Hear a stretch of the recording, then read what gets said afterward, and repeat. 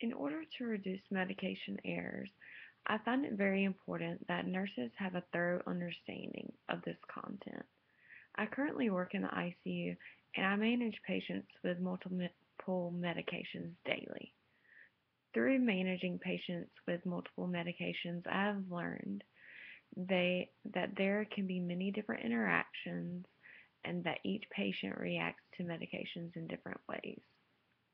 Pharmacokinetics is the core subject of pharmacology, and it's the study of drug absorption, distribution, metabolism, and excretion. I had a patient the other day that was on dialysis, and they were unable to properly excrete medications due to their insufficient kidney function. Considering some medications are excreted through the kidneys, I had to be careful with medication administration. In this situation, I knew their renal insufficiency caused them to be more prone to overdose and allergic reactions. When considering what drugs um, do to the body, or pharmacodynamics, as it is often referred, the renal failure patient I was caring for presented a great example as well. This patient faced hypertension and fluid overload and was given Lasix, and considering this is a loop diuretic, I knew it forced a higher concentration of salt out of the blood into the urine and causing diuresis.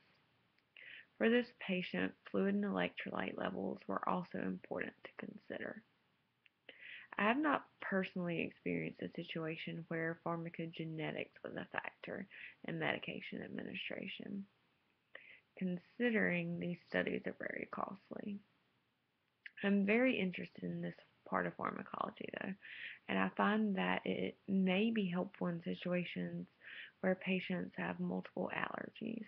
It also may be helpful for patients in need of chemotherapy, and it could help determine what chemo their cells are more susceptible to. In the patient example I provided, pharmacogenetics could be used to determine what diuretic works best for them, and it could have helped more with their fluid overload on days they were not scheduled to receive dialysis. Overall, I find this content to be very interesting, and it is very important to consider all of these principles when administering medications.